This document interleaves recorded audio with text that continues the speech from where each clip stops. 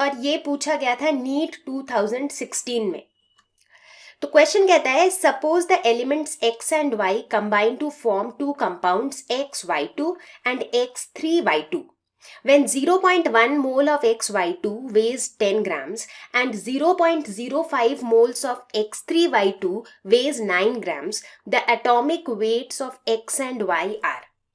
तो हमेशा क्वेश्चन को पढ़ते ही हमें ये देखना है कि इसमें क्या दिया हुआ है और इसमें कौन सा वाला कॉन्सेप्ट लगेगा। ठीक है, अब क्वेश्चन को देखते ही घबराना नहीं है। तो यहाँ पर क्या है, यहाँ पर मेरे पास दो कंपाउंड्स हैं XY2 और X3Y2। ठीक है, तो अब देखो, पहले ये भी देख लो कि यहाँ पर 4 ऑप्शंस हैं। अब हमें बताना है कि कौन सा सही ऑप्शन है, राइट। तो मेरे पास क्या है, एक कंपाउंड है XY2 और दूसरा कंपाउंड है X3Y2। और हम क्या देख रहे हैं, इसमें बताया हुआ है नंबर ऑफ मोल्स दिया हुआ है और उतने नंबर ऑफ मोल्स का वेट दिया हुआ है, राइट। मतलब नंबर ऑफ मोल्स और मास, ये दोनों चीजें दी हुई हैं। ठीक है, तो यानी कि यहाँ पर क्या लगेगा, हमारा नंबर ऑफ मोल्स वाला कॉन्सेप्ट लगेगा। करेक्ट, हमने देखा था अपने पिछले वीडियो में कि किस तरह से हम नंबर ऑफ मोल्स कैलकुलेट करते हैं। तो यहाँ पर हम कंपाउंड्स के साथ डील कर रहे हैं, तो कंपाउंड्स के लिए नंबर ऑफ मोल्स क्या हो जाता है, mass given divided by gram molecular mass. Gram molecular mass क्या होता है, मोलर मास, है कि नहीं। तो मतलब अगर इस फॉर्मूले को देखो तो नंबर ऑफ मोल्स मेरा दिया हुआ है, मास गिवन जिसे हम कहते थे कि मतलब कितने मास का इतना नंबर ऑफ मोल्स है, वो भी हमारा दिया हुआ है। तो ये दिया हुआ है, ये दिया हुआ है, और ये मोलर मास जो है ये दिया हुआ नहीं है। बट देखो क्वेश्चन पूछ क्या रहा है, आपसे एटॉमिक वेट्स पूछ रहा है। Atomic weight is the same thing as atomic mass. पुराने जमाने में एटॉमिक मास को एटॉमिक वेट भी कहते थे। ठीक है ना। तो अब आपको क्लियर हो गया कि हम क्या कॉन्सेप्ट लगाने वाले हैं। अब देखो वही करेंगे हम। इस वाले पहले वाले कंपाउंड के लिए XY2 के लिए नंबर ऑफ मोल्स क्या दिया हुआ है, 0.1। ठीक है, और मास गिवन कितना है, 10 ग्राम्स। और X3Y2 के लिए नंबर ऑफ मोल्स कितना है, 0.05, और मास गिवन कितना है, 9 ग्राम्स। ठीक है, तो अब दोनों के केस में हम मोलर मास तो निकाल ही लेंगे। Gram molecular mass is nothing but molar mass, है ना। ग्राम मॉलिक्यूल क्या होता है, मोल्स। तो मोलर मास क्या हो जाएगा, molar mass will B mass given divided by number of moles. तो यानी कि 10 डिवाइडेड बाय 0.1 जो कि हो जाएगा 100 ग्राम्स पर मोल। उसी तरह से यहां पर मोलर मास कितना हो जाएगा, mass given divided by number of moles, यानी कि 180। ठीक है, अब मैंने क्या निकाल लिया, हमने दोनों का मोलर मास निकाल लिया, बट मुझे निकालना क्या है, एटॉमिक मास। ठीक है, अब देखो इस केस में, अब ये भूल जाओ कि हमने अभी तक क्या किया। अब ये बताओ कि अगर तुम इस कंपाउंड पे फोकस करोगे, ठीक है, तो इसका अगर मुझे निकालना हो मास, इस पूरे कंपाउंड का अगर मास निकालना हो तो क्या करेंगे, atomic mass of X plus 2 times the atomic mass of Y, है कि नहीं। वो इस पूरे कंपाउंड का मास होगा। करेक्ट, ऐसे ही तो हम निकालते हैं। तो वही करो। लेट अस सपोज कि X का जो मास है, X का जो एटॉमिक मास है that is small x। Let us suppose that Y का जो एटॉमिक मास है दैट इज स्मॉल y। ये हमने एज्यूम कर लिया। ठीक है, तो अब ये XY2 जो है इसका मोलर मास कितना होगा in terms of X and Y, ये हो जाएगा X प्लस 2Y। बट अभी अभी हमने कैलकुलेट किया मोलर मास कितना है, 100। तो यानी कि X plus 2Y is equal to 100 हो जाएगा। ठीक उसी तरीके से दूसरे वाले कंपाउंड के लिए क्या हो जाएगा, 3X प्लस 2Y, यही होना चाहिए। अगर X का स्मॉल x है और Y का स्मॉल y है एटॉमिक मास, तो ये होगा 3X plus 2Y is equal to 180। अब हमारे पास क्या है, हमारे पास अब बेसिकली कुछ भी केमिस्ट्री जैसा अब करना नहीं है, अब सिर्फ सिंपल मैथमेटिक्स। हमारे पास 2 इक्वेशंस हैं और 2 वेरिएबल्स हैं। इन दोनों इक्वेशंस को सॉल्व करना है और X और Y की वैल्यू निकालनी है। देखो मैं बिल्कुल आराम से बता रही हूँ ताकि जिन बच्चों को लगता है ना कि न्यूमेरिकल्स को सॉल्व करने का अप्रोच क्या होना चाहिए, वो अप्रोच आपको एकदम क्लियर होता जाए जब आप ये स्टेप बाय स्टेप इस पे फोकस करोगे। ठीक है, तो अब हमारा नेक्स्ट स्टेप क्या है, हम सॉल्व करेंगे इक्वेशंस को। तो सॉल्व करो इन दोनों इक्वेशन को। ठीक है, हमारा पहला इक्वेशन है 3x plus 2y is equal to 180, ये हमारा एक इक्वेशन है। दूसरा है x प्लस 2y, तो इस पूरे इक्वेशन को हम 3 से कर देते हैं मल्टीप्लाई, ठीक है, तो ये बन जाएगा 3x plus 6y is equal to 300। अब ये मत पूछना कि हमने 3 से क्यों मल्टीप्लाई किया, हम किस तरह से सॉल्व करते थे लीनियर इक्वेशन इन 2 वेरिएबल्स, ये तो हमने जूनियर क्लासेस में कर रखा है, राइट, 9th 10th में, ताकि हमारा ये अब दोनों इक्वेशन को हम कर देंगे सब्ट्रैक्ट, तो ये गायब हो जाएगा, तो इधर हो जाएगा -4y इज इक्वल टू -120, तो ये माइनस माइनस कैंसिल हो गया, y क्या हो जाएगा 120/4 यानी कि 30, तो y की वैल्यू हो गई 30, तो x क्या हो जाएगा, x हो जाएगा 100 - 2y, तो 100 - 2 इंटू 30 यानी कि 40, तो y की वैल्यू हो गई 30 और x की वैल्यू हो गई 40, है ना। तो atomic weights of x and y क्या हो जाएगा 40, 30, क्योंकि 40 x की वैल्यू है और y की वैल्यू है 30, तो करेक्ट ऑप्शन इज ए, ठीक है। तो देखो अभी आप सोच रहे होगे कि अरे बड़ा लंबा था, लेंदी था क्वेश्चन, लेंदी था नहीं, टाइम ज्यादा लगा क्योंकि मैं स्टेप बाय स्टेप आपको एक्सप्लेन कर रही थी। यही जब आपको आप अगर खुद से देखोगे तो कुछ है ही नहीं, सिर्फ नंबर ऑफ मोल्स का फॉर्मूला लगा के आपने दोनों कंपाउंड्स का मोलर मास निकाल लिया, एक बार दोनों का मोलर मास निकल गया तो एटॉमिक मास और मोलर मास में तो हमें कनेक्शन पता ही है ना। तो ये था हमारा क्वेश्चन जो नीट 2016 में आया था। आगे बढ़ते हैं, देखते हैं एक जेई मेंस का क्वेश्चन, ये पूछा गया था 2014 में। ये क्वेश्चन कहता है कि dissolving 120 grams of a compound of molecular weight 60 in 1000 grams of water gave a solution of density 1.12 grams per milliliter. The molarity of the solution is, ठीक है। जब कभी भी ऐसे क्वेश्चंस होते हैं ना, एक तो क्वेश्चन पढ़ के समझ ही नहीं आता है कि यार इसमें क्या क्या दिया हुआ है और क्या क्या हमें फाइंड आउट करना है, तो कंफ्यूज होने की बजाय क्या करो, डायरेक्टली देखो कि क्या निकालना है, मोलैरिटी निकालनी है। फटाफट से रिकैप करो, मोलैरिटी हम कैसे निकालते थे, number of moles of solute divided by volume of the solution in litres, यही हमारी मोलैरिटी की डेफिनेशन थी, है कि नहीं, ठीक है। अब इन दोनों चीजों को हमें फाइंड आउट करना है ना। तो चलो सबसे पहले हम क्या फाइंड आउट करें, एक काम करते हैं, पहले हम बात करते हैं सॉल्यूशन की, ठीक है।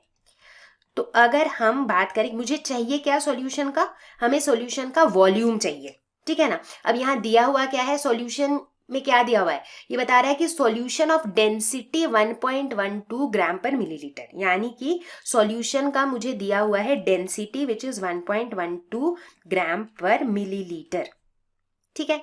बट मुझे क्या चाहिए, मुझे चाहिए वॉल्यूम, ठीक है।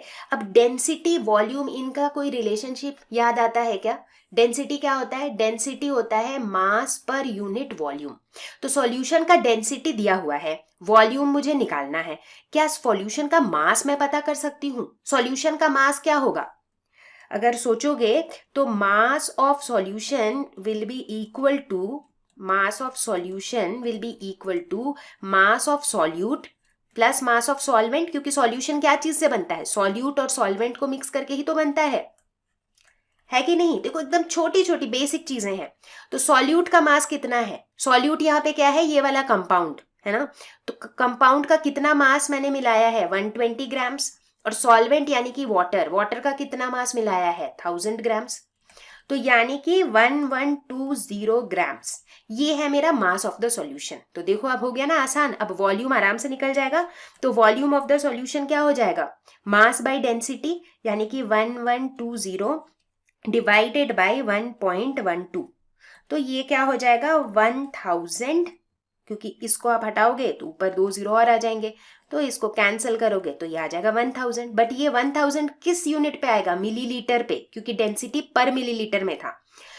लेकिन मोलैरिटी का जो हम डेफिनेशन बताते हैं उसमें हमें वॉल्यूम कौन से यूनिट में चाहिए होता है, लीटर्स में, तो मिलीलीटर को यहीं पे हाथों हाथ लीटर में चेंज कर लेते हैं, तो ये हो जाएगा 1 लीटर। तो वॉल्यूम ऑफ द सॉल्यूशन तो भाई हमने निकाल लिया। अब दूसरी चीज हमें क्या चाहिए, number of moles of solute, तो यानी कि अब हम अपना फोकस करते हैं सॉल्यूट पर। अब सॉल्यूट का क्या दिया हुआ है इस क्वेश्चन में, सॉल्यूट का हमें दिया हुआ है मास जितना हमने यूज किया है विच इज 120 ग्राम्स, और सॉल्यूट का हमें दिया हुआ है मॉलिक्यूलर वेट, ठीक है। अब नंबर ऑफ मोल्स हम किसी भी कंपाउंड का कैसे निकालते हैं, सॉल्यूट का मुझे निकालना क्या है, नंबर ऑफ मोल्स है ना। पिछले क्वेश्चन में भी हमने यूज किया था नंबर ऑफ मोल्स वाला कॉन्सेप्ट। तो नंबर ऑफ मोल्स क्या होता है, मास गिवन, यानी कि कितने मास के साथ हम अभी डील कर रहे हैं इस प्रॉब्लम में।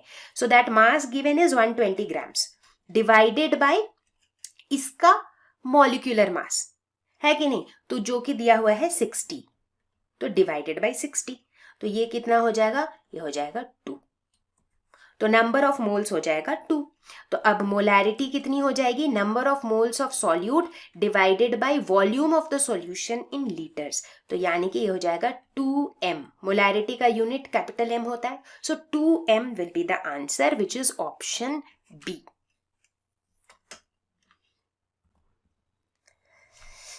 चलो अब देखते हैं अगला क्वेश्चन, क्वेश्चन नंबर 3। और ये क्वेश्चन पूछा गया था नीट 2015 में।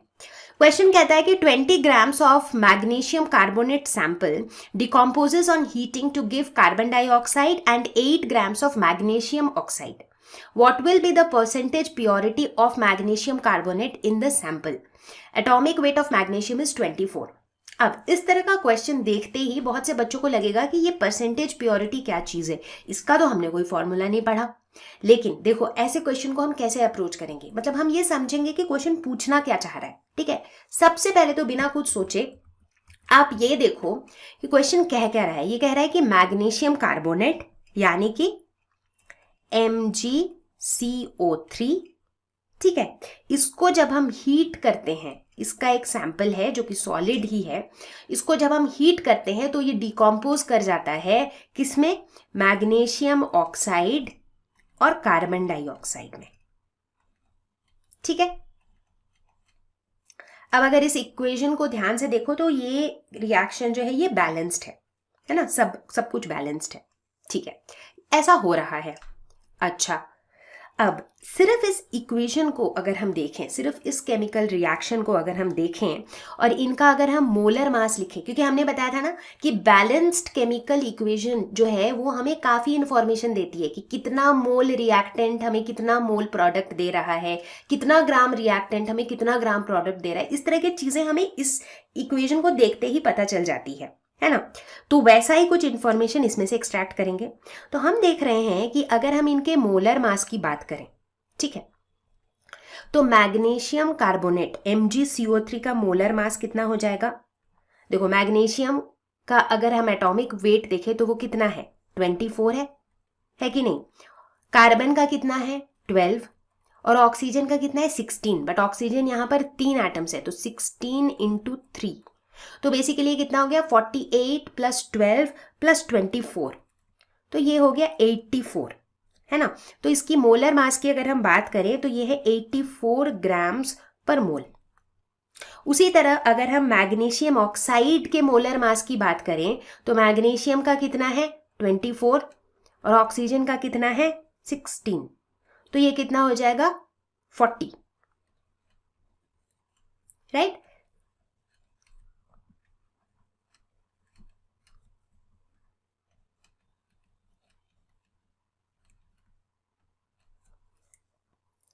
ठीक है, तो इसका मतलब इस बैलेंस्ड केमिकल इक्वेशन को देखते हुए हम कह सकते हैं कि 40 grams of magnesium oxide is obtained from 84 grams of magnesium carbonate. इतना इंफॉर्मेशन तो हम बोल ही सकते हैं कि भाई ऐसा है। ठीक है ना, तो चलो इसको लिख लेते हैं। अभी मैं करना क्या चाह रही हूं वो देखो, अभी आपको क्लियर होगा। 40 gram of magnesium oxide is obtained from 84 grams of magnesium carbonate। ठीक है, अब क्वेश्चन पे ध्यान देते हैं। क्वेश्चन क्या कह रहा है, क्वेश्चन कह रहा है कि 20 grams of magnesium carbonate sample decomposes on heating to give carbon dioxide and 8 grams of magnesium oxide।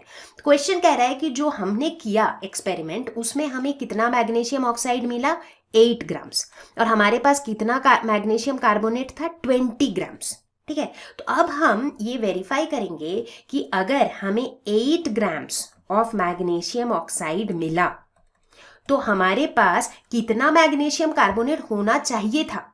क्योंकि हम क्या देखना चाहते हैं कि मैग्नीशियम कार्बोनेट का प्योरिटी, कि हमारे पास जितना मैग्नीशियम कार्बोनेट है वो पूरा का पूरा प्योर मैग्नीशियम कार्बोनेट है या फिर उसमें कुछ मिलावट है, हम ये देखना चाहते हैं राइट तो हम किस लॉजिक से इस क्वेश्चन को सॉल्व कर रहे हैं? हम कह रहे हैं कि जो हमारा बैलेंस्ड केमिकल रिएक्शन है वो हमें कहता है कि 40 ग्राम्स मैग्नीशियम ऑक्साइड पाने के लिए मेरे पास 84 ग्राम्स ऑफ मैग्नीशियम कार्बोनेट होना चाहिए। तो फिर 8 ग्राम्स मैग्नीशियम ऑक्साइड पाने के लिए हमारे पास कितना मैग्नीशियम कार्बोनेट होना चाहिए? 84/40 इंटू 8, इतना ग्राम्स ऑफ मैग्नीशियम कार्बोनेट होना चाहिए। ये तो सिंपल मैथ्स का यूनिटरी मेथड है। तो 8 5 जा 40, इसे कैलकुलेट करेंगे तो ये आएगा 16.8 ग्राम्स ऑफ मैग्नीशियम कार्बोनेट। अब देखो, अब आएगा मजा। अब हमें क्या पता चला कि भाई 8 ग्राम मैग्नीशियम ऑक्साइड पाने के लिए 16.8 ग्राम्स ऑफ मैग्नीशियम कार्बोनेट ही काफी है, लेकिन हमारे पास कितना था? 20 ग्राम्स। तो ये जो दोनों का डिफरेंस है, ये डिफरेंस क्या था? इसका मतलब 20 और 16.8 का जो डिफरेंस था वो क्या था? वो कुछ इम्प्योरिटी था, राइट? क्योंकि 8 ग्राम मैग्नीशियम ऑक्साइड पाने के लिए 16.8 ग्राम्स मैग्नीशियम कार्बोनेट ही काफी था, बट लेकिन यहां पर मेरे पास 20 ग्राम्स था, यानी कि ये पूरा 20 ग्राम्स मैग्नीशियम कार्बोनेट प्योर नहीं था। तो मुझे क्या निकालना है? मुझे निकालना है परसेंटेज प्योरिटी, प्योरिटी का परसेंटेज निकालना है। तो हमारा ये प्योर इसमें से कितना है? 20 ग्राम्स ऑफ सैंपल में से कितना प्योर मैग्नीशियम कार्बोनेट है? 16.8। तो 16.8 डिवाइडेड बाई 20, क्योंकि टोटल 20 है, उसमें से 16.8 प्योर है, मल्टीप्लाइड बाई 100, क्योंकि हमें परसेंटेज चाहिए। तो ये आपका आ जाएगा लगभग 84%। तो 84% हमारा करेक्ट आंसर हो जाएगा, ऑप्शन बी। अब देखो यहां पर मैं एक चीज और बताती हूं कि अगर यहीं पे क्वेश्चन में लिखा रहता कि what is the percentage impurity, मतलब इम्प्योरिटी का कितना परसेंटेज है सैंपल में, तब आप क्या करते? तो क्या फर्क होता? परसेंटेज इम्प्योरिटी जब हम कहते तो ऊपर हम ग्राम्स में इम्प्योरिटी लिखते कि कितना ग्राम इम्प्योरिटी है। तो कितना ग्राम इम्प्योरिटी है हमारे पास? 20 minus 16.8 divided by 20 into 100। Clear हो गया? तो मतलब परसेंटेज प्योरिटी मतलब कितना प्योरिटी है डिवाइडेड बाय टोटल कितना है इंटू 100। तो प्योरिटी कितना है? प्योर मैग्नीशियम कार्बोनेट कितना है? 16.8, और टोटल कितना है? 20 मल्टीप्लाइड बाय 100। देखो मैं बार बार करके समझा रही हूँ क्योंकि ये जो क्वेश्चंस है ना, they are not direct formula based questions, क्योंकि जनरली कॉम्पिटिटिव एग्जाम में आपको डायरेक्ट फार्मूला बेस्ड क्वेश्चंस नहीं पूछे जाते हैं। But at the same time आप देखो, छोटा सा क्वेश्चन था, बहुत लेंदी नहीं था, टाइम नहीं लगा, कैलकुलेशन सिंपल था, बट क्या मुश्किल था? सोच पाना मुश्किल था कि करना कैसे है, right? And that is what you will understand by solving more and more of such questions. ठीक है, चलो ये क्लियर हो गया। आगे बढ़ते हैं और अब फिर से देखेंगे एक जेई मेंस का क्वेश्चन जो पूछा गया था 2017 में। अब ये क्वेश्चन कह रहा है कि 1 gram of a carbonate M2CO3 on treatment with excess HCl produces 0.01186 mole of carbon dioxide. The molar mass of M2CO3 in gram per mole is 118.6, 11.86, 1186 या फिर 84.3। ठीक है, तो क्या करेंगे इस तरह के क्वेश्चन में? सबसे पहले हम रिएक्शन को लिखेंगे। ठीक है, रिएक्शन क्या है कि M2CO3 ये जो कार्बोनेट है इसको किसके साथ ट्रीट कराया गया? HCl के साथ, और हमें मिला क्या? Carbon dioxide. सिर्फ कार्बन डाइऑक्साइड तो मिलेगा नहीं, अगर ये दोनों रिएक्ट करेगा तो हमें क्या मिलेगा? MCl मिलेगा, साथ में वाटर और कार्बन डाइऑक्साइड। ठीक है, अब इस रिएक्शन से कुछ भी इंफॉर्मेशन एक्सट्रैक्ट करने के लिए हमें पहले इस रिएक्शन को बैलेंस करना होगा। अब रिएक्शन बैलेंस कैसे करते हैं ये तो सबको पता ही है, 10th में आप पढ़ चुके हो। तो इसको मैंने, अब देखो ये मेरा जो रिएक्शन है ये बैलेंस हो गया है। ठीक है, मुझे निकालना क्या है? To find molar mass of M2CO3। ठीक है, मोलर मास कैसे निकाल सकते हैं? अभी जैसे अगर आप देखोगे मोलर मास हम क्या चीज से लिंक कर सकते हैं? मोलर मास को हम नंबर ऑफ मोल्स से लिंक कर सकते हैं, राइट? M2CO3 क्या है? एक कंपाउंड है, राइट? और हमने क्या पढ़ा है? For a compound number of moles is equal to mass given, या फिर गिवन मास, जो भी कह लो, डिवाइडेड बाय मोलर मास। ठीक है, मोलर मास हमें इस क्वेश्चन में निकालना है, तो मोलर मास हमको पूछा गया है क्वेश्चन में। ठीक है, तो ऑब्वियसली ये दिया हुआ नहीं है।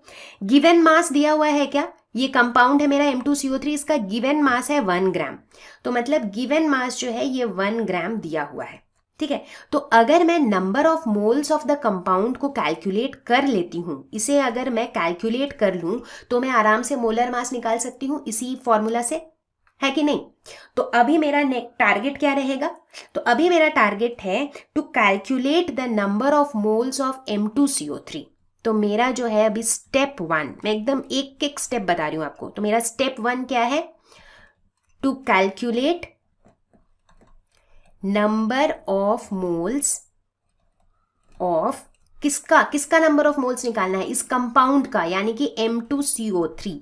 M2CO3 के कितने नंबर ऑफ मोल्स जो है वो यहां पर रिएक्ट किए, ये मुझे सबसे पहले कैलकुलेट करना है, ठीक है। कैसे कैलकुलेट करेंगे, इस रिएक्शन के हेल्प से, क्योंकि ये एक बैलेंस्ड रिएक्शन है। तो रिएक्शन को देखते हुए हम ये कह सकते हैं कि 1 mole of M2CO3 reacted with 2 moles of HCl to give 2 moles of MCl plus 1 mole of water plus 1 mole of carbon dioxide। ये इंफॉर्मेशन मुझे ये रिएक्शन दे रहा है कि नहीं, इतना तो इंफॉर्मेशन मुझे यहां से मिल रहा है ना।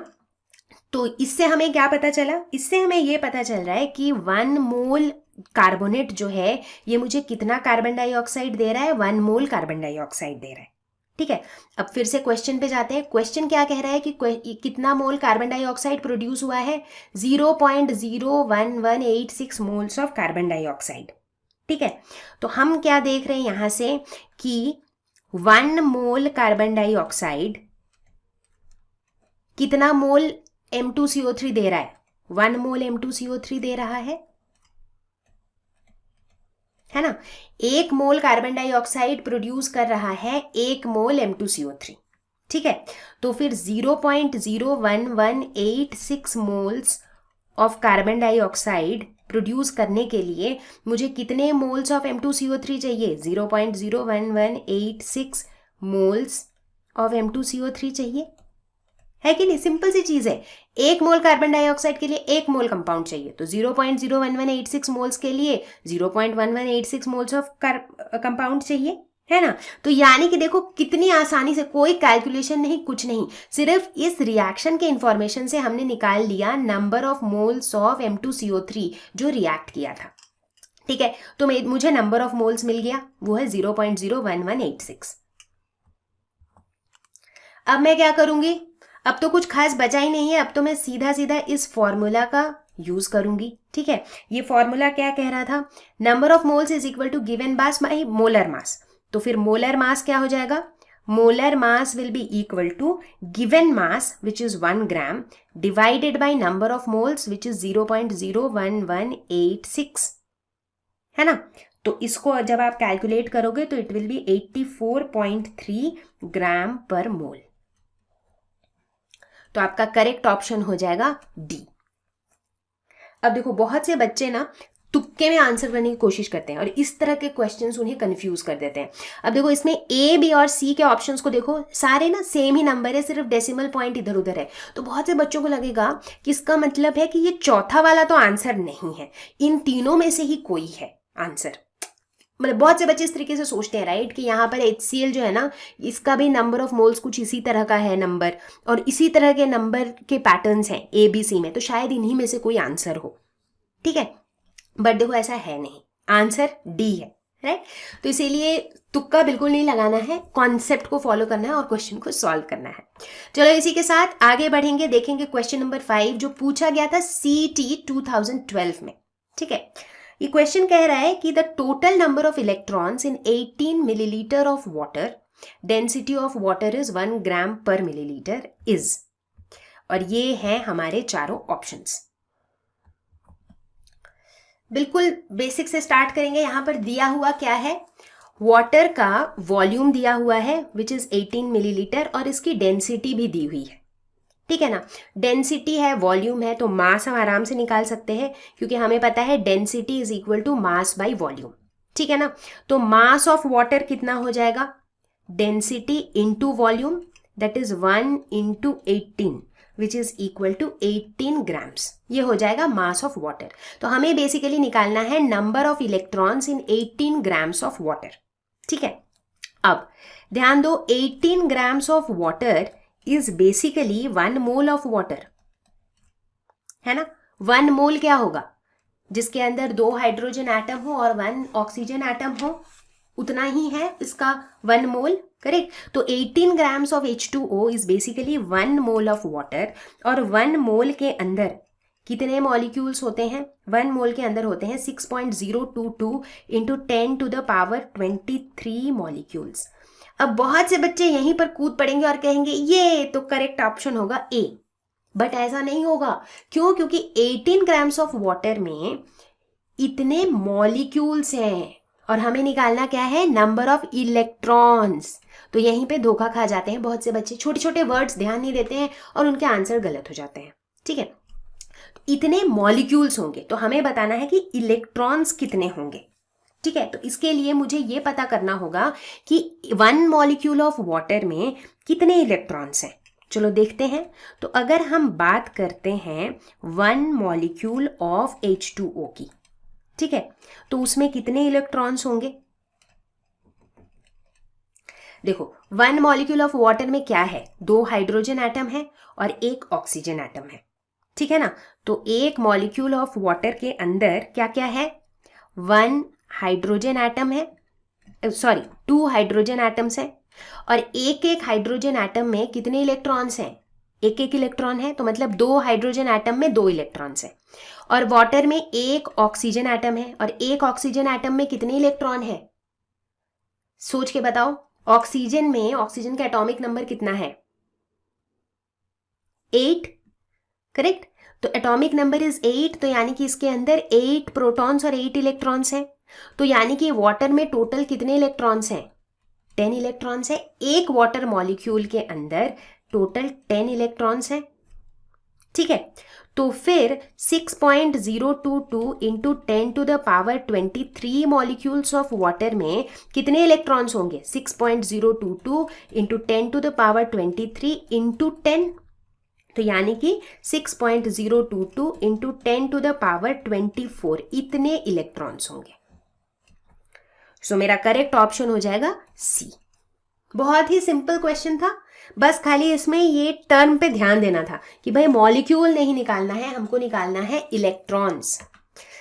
चलो आगे बढ़ेंगे. क्वेश्चन नंबर 6, ये है हमारा एनसीईआरटी का ही एक क्वेश्चन जो कि लिमिटिंग रिएजेंट वाले कॉन्सेप्ट पे बेस्ड है. अब मैंने पहले भी बताया था आपको जब मैं इस लेसन को पढ़ा रही थी कि limiting reagent is a very important topic. इससे रिलेटेड काफी क्वेश्चंस पूछे जाते हैं.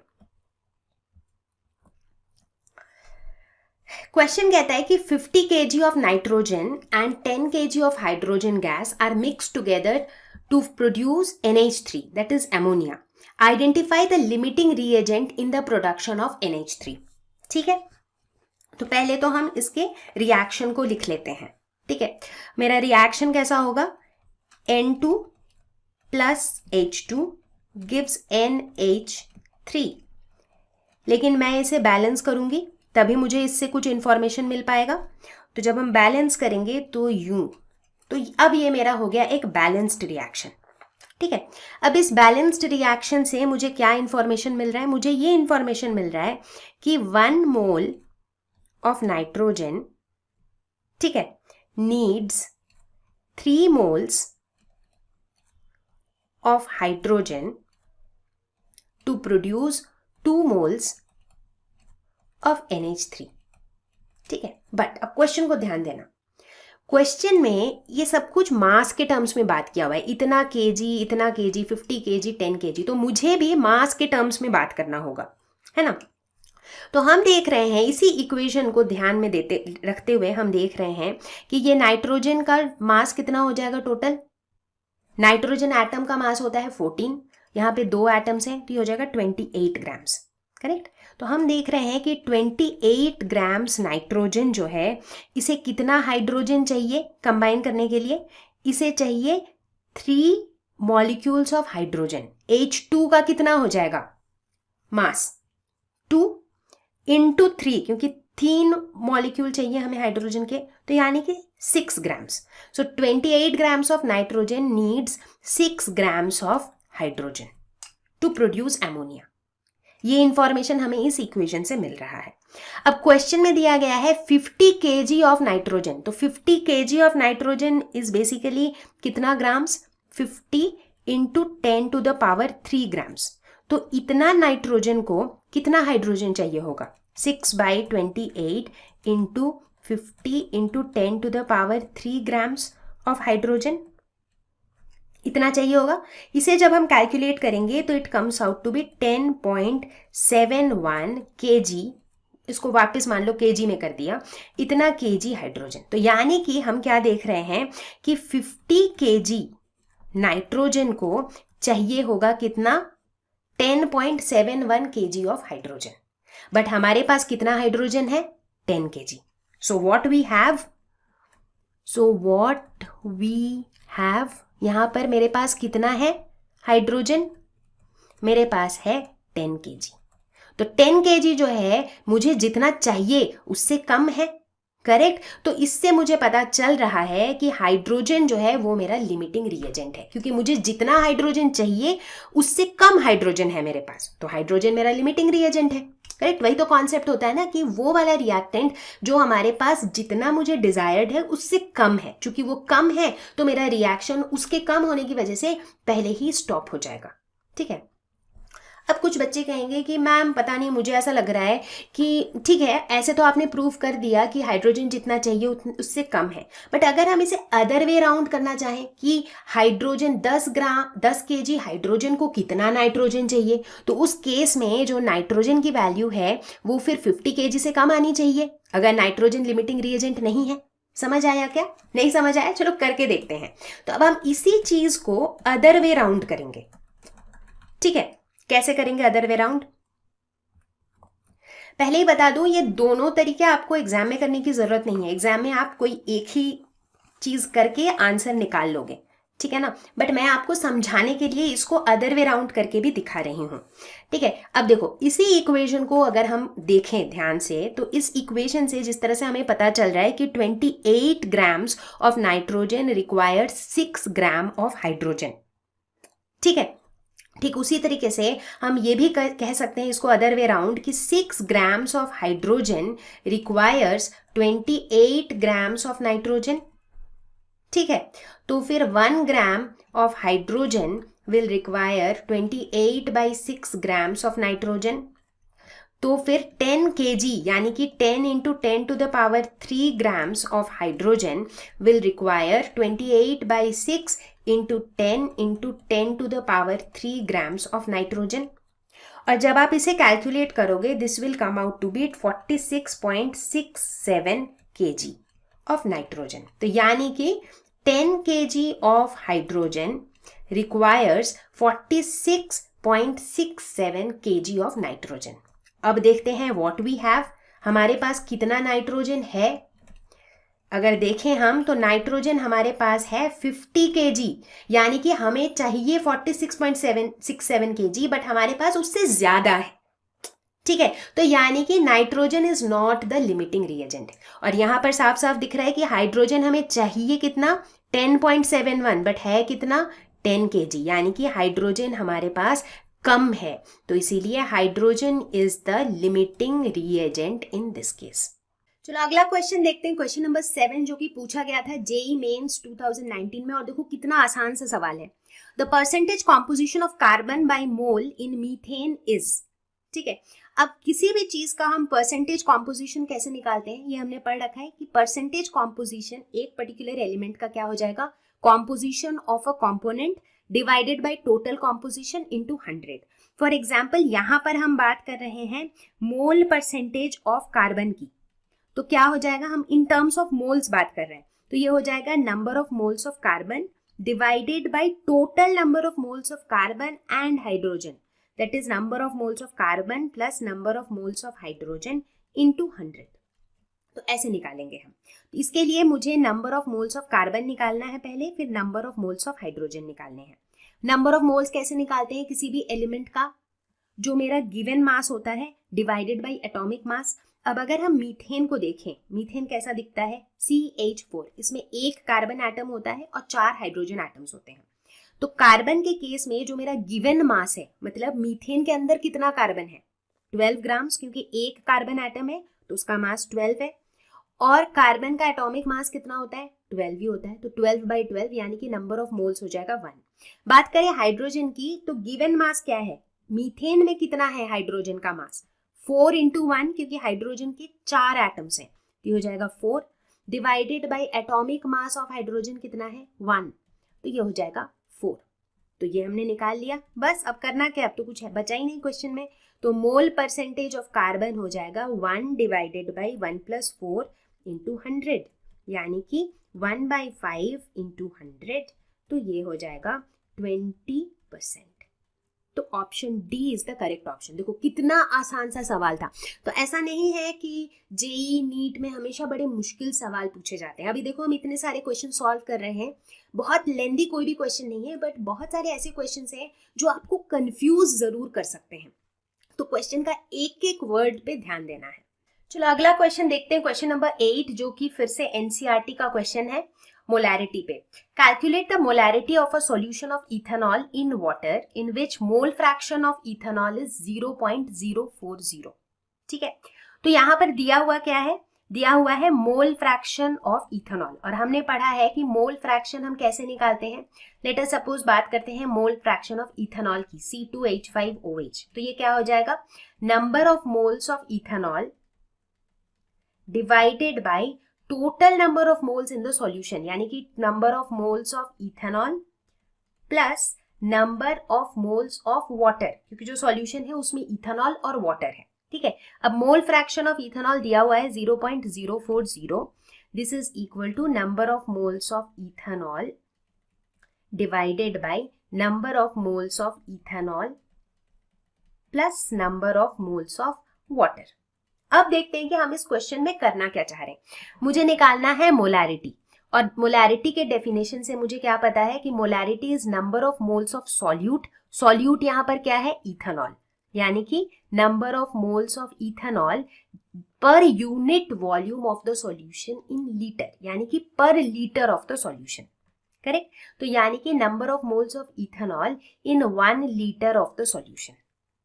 तो अगर मैंने number of moles of ethanol निकाल लिया तो मेरा मोलैरिटी निकल आएगा। ठीक है, अब number of moles of ethanol निकालने के लिए इस पर्टिकुलर इक्वेशन में अगर मैं number of moles of water निकाल लेती हूँ तो मेरा काम हो गया, है ना। तो अभी मुझे सबसे पहले क्या निकालना होगा, मुझे निकालना होगा number of moles of water in 1 litre. ठीक है, क्योंकि हम 1 लीटर सॉल्यूशन ही कंसिडर करेंगे, right. So number of moles of water, ये निकालना जो है अभी फिलहाल हमारा स्टेप 1 है। ठीक है, चलो बढ़िया है। तो अब देखो कैसे निकालेंगे यहाँ पर। इसके लिए सबसे पहले तो हम क्या देखते हैं कि हमें क्या पता है कि डेंसिटी ऑफ वाटर इज 1 ग्राम पर मिलीलीटर, ये डेंसिटी होता है। ठीक है, अभी फिलहाल हम कितने वॉल्यूम की बात कर रहे हैं, हम 1 लीटर की बात कर रहे हैं, विच इज 1000 मिलीलीटर। ठीक है, अब डेंसिटी और वॉल्यूम पता है, तो हमें क्या पता है कि density is equal to mass by volume. तो फिर मास ऑफ वाटर कितना हो जाएगा, डेंसिटी इनटू वॉल्यूम, इतना ग्राम्स, 1000 ग्राम्स हो जाएगा, this will be the mass of water. ठीक है, अब number of moles of water निकालते हैं। नंबर ऑफ मोल्स हम कैसे निकालते थे, मास गिवन, यानी कि कितने मास की हम बात कर रहे हैं, डिवाइडेड बाय मोलर मास। तो कितने मास की हम बात कर रहे हैं, 1000 ग्राम्स की बात कर रहे हैं, divided by molar mass. H2O का मोलर मास क्या होगा, हाइड्रोजन का 2 प्लस ऑक्सीजन का 16, यानी कि 18, इतना ग्राम्स पर मोल होगा। तो इसे अगर हम कैलकुलेट करेंगे तो ये हो जाएगा 55.55 मोल्स। ठीक है, तो number of moles of water तो हमने निकाल लिया। अब क्या करना है, अब हमारा स्टेप 2। स्टेप 2 में हम क्या करेंगे, यहां पर अब होगा मेरा स्टेप 2। स्टेप 2 में हम number of moles of water यहां पे डाल देंगे, तो ये हो जाएगा number of moles of ethanol divided by number of moles of ethanol plus number of moles of water which is 55.55। ठीक है, अब जब इसे आप कैलकुलेट करोगे तो आपका आंसर कितना आएगा, मतलब 0.040 is equal to n divided by n plus 55.55। इसे आप सिंपल मैथमेटिक्स के हेल्प से कैलकुलेट करोगे तो number of moles of ethanol जो है वो आपका आ जाएगा 2.314 मोल्स। ठीक है, तो ये हो जाएगा इथेनॉल का नंबर ऑफ मोल्स। तो अब मोलैरिटी ऑफ द सॉल्यूशन कितना हो जाएगा, number of moles of ethanol यानी कि 2.314 divided by volume of the solution which is 1 litre, तो यानी कि मोलैरिटी हो जाएगा 2.314 m। ठीक है, चलो अब हम आगे बढ़ते हैं और देखते हैं एम्स 2018 का एक question which is our question number 9। Carbon and oxygen are known to form two compounds. The carbon content in one of these is 42.9%, while in the other it is 27.3%. ठीक है, show that this data is in agreement with law of definite proportion, reciprocal proportion, multiple proportion या फिर law of conservation of mass। वैसे तो देखो बिना इस question को कुछ भी सॉल्व किए सिर्फ क्वेश्चन को ध्यान से पढ़ के ही हम आंसर को गेस भी कर सकते हैं यहाँ पर। क्यों? क्योंकि देखो यहाँ पर क्या कह रहा है कि कार्बन और ऑक्सीजन ये दोनों मिलके 2 कंपाउंड्स बनाते हैं। ठीक है, ये इस सेंटेंस को पढ़ते ही हमें कौन सा वाला लॉ याद आ रहा है, हमें याद आ रहा है लॉ ऑफ मल्टीपल प्रोपोर्शन। क्योंकि मल्टीपल प्रोपोर्शन में क्या होता था कि जब 2 एलिमेंट मिलके एक से ज्यादा कंपाउंड बनाते हैं सच दैट कि एक एलिमेंट का एक फिक्स्ड मास दूसरे एलिमेंट के अलग अलग मासेस के साथ कंबाइन होते हैं, तो वो जो अलग अलग मासेस होते हैं they are in a simple ratio of whole numbers. यही था, राइट? तो पहला सेंटेंस पढ़ते ही पता नहीं क्यों ऐसा लग रहा है कि ये लॉ ऑफ मल्टीपल प्रोपोर्शन ही होगा, लेकिन हम इसे सॉल्व करेंगे पूरा तरीके से। ठीक है ना, तो यहां पर देखो 2 चीजें दी हुई हैं हमारे पास। एक तो दिया हुआ है परसेंटेज ऑफ कार्बन और दूसरा दिया हुआ है परसेंटेज ऑफ ऑक्सीजन। ठीक है, और हमारे पास 2 ऑक्साइड्स हैं। ठीक है, सबसे पहले बात करते हैं फर्स्ट ऑक्साइड की। ठीक है, फर्स्ट ऑक्साइड में मानते हैं कि कार्बन का जो परसेंटेज है दैट इज 42.9। तो अगर कार्बन का परसेंटेज 42.9 है तो ऑक्सीजन का परसेंटेज कितना हो जाएगा, 100 माइनस 42.9। करेक्ट, इतना ही होगा ना, तो ये हो जाएगा 57.1%। ठीक है, अब बात करते हैं सेकेंड ऑक्साइड की। जो सेकेंड ऑक्साइड है उसमें कार्बन का परसेंटेज है 27.3। तो सेकेंड ऑक्साइड में ऑक्सीजन का परसेंटेज कितना हो जाएगा, 100 माइनस 27.3 यानी कि 72.7%। तो अब हमें यह पता चल गया कि पहले ऑक्साइड में कितना कार्बन कितना ऑक्सीजन से मिल रहा है, सेकेंड ऑक्साइड में कितना कार्बन कितने ऑक्सीजन के साथ मिल रहा है। ठीक है, अब हम एक एक करके दोनों ऑक्साइड की बात करेंगे। सबसे पहले बात करते हैं फर्स्ट ऑक्साइड की। ठीक है, फर्स्ट ऑक्साइड में हम देख रहे हैं कि 57.1 पार्ट्स बाय मास, हम मास की बात कर रहे हैं यहाँ पर। ठीक है ना, हम क्या देख रहे हैं कि 50, क्योंकि ये तो परसेंटेज में दिया हुआ है, सो इफ वी एज्यूम कि जो हमारा टोटल सैंपल है दैट इज 100 ग्राम्स, तो हम कह सकते हैं कि 57.1 parts by mass of oxygen is combining with कितना carbon, combines with 42.9 parts by mass of carbon. अब आपको लगेगा इतना लंबा सा सेंटेंस है, बट चीज वही है, सिंपल सी बात है कि 50 अगर मेरे पास टोटल 100 है, टोटल ग्राम्स 100 है, तो 57.1 पार्ट्स ऑफ ऑक्सीजन कितने पार्ट्स ऑफ कार्बन से कंबाइन कर रहा है, 42.9 पार्ट्स ऑफ कार्बन से कंबाइन कर रहा है। तो अगर मैं कहूं कि 1 पार्ट ऑफ ऑक्सीजन कितने पार्ट ऑफ कार्बन से कंबाइन करेगा, तो हो जाएगा 42.9 divided by 57.1। Correct, so which is equal to 0.751, यानी कि 1 part of oxygen will combine with 0.751 parts by mass of carbon। ठीक है, ठीक इसी तरीके से हम ये सिमिलर चीज निकालते हैं सेकेंड वाले ऑक्साइड के लिए। ठीक है, देखो हम करना क्या चाह रहे हैं, हम वही मल्टीपल प्रोपोर्शन वाली ही चीज कर रहे हैं। क्योंकि यहाँ पर 2 चीजें हैं, 2 एलिमेंट है कार्बन और ऑक्सीजन, जो मिल करके 2 डिफरेंट कंपाउंड्स बना रही हैं। हम देख रहे हैं कि अगर इन दोनों में से किसी एक का हम एक फिक्स्ड मास ले लें, जो कि हमने ऑक्सीजन का लिया है, हम कह रहे हैं 1 पार्ट ऑफ ऑक्सीजन जो है वो इतने पार्ट ऑफ कार्बन से कंबाइन हो रहा है पहले कंपाउंड में। अब हम देखेंगे दूसरे कंपाउंड में 1 पार्ट ऑफ ऑक्सीजन कितने पार्ट ऑफ कार्बन के साथ कंबाइन हो रहा है, यही हमारा एम है। तो दूसरे वाले ऑक्साइड में हम क्या देख रहे हैं कि 72.7 parts by mass of oxygen is combining with 27.3 parts by mass of carbon. तो फिर 1 part by mass of oxygen will combine with 27.3 divided by 72.7, यानी कि 0.376 parts by mass of carbon. ठीक है, तो अब हम क्या देख रहे हैं, अगर हम दोनों को कंपेयर करें, हम देख रहे हैं कि कार्बन और ऑक्सीजन मिला के 2 डिफरेंट कंपाउंड्स बना रहे हैं और ऑक्सीजन का एक फिक्स्ड मास जो है कार्बन के ये दोनों मासेस के साथ कंबाइन कर रहा है। तो लॉ ऑफ मल्टीपल प्रोपोर्शन के हिसाब से कार्बन का जो ये दोनों मासेस हैं, they should be in a simple ratio of small whole numbers.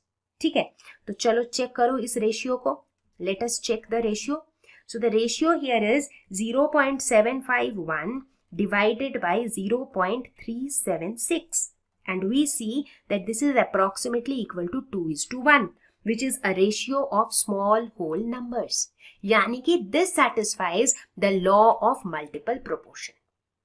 ठीक है, तो कई बार इस तरह के जो मल्टीपल चॉइस क्वेश्चंस होते हैं ना, उनको आप पूरा सॉल्व किए बिना भी आप गेस कर सकते हो कि what will be the answer. ठीक है, बट अभी मैंने पूरा डिटेल में सॉल्व किया so that you are very much clear with the concept that is being used behind the question.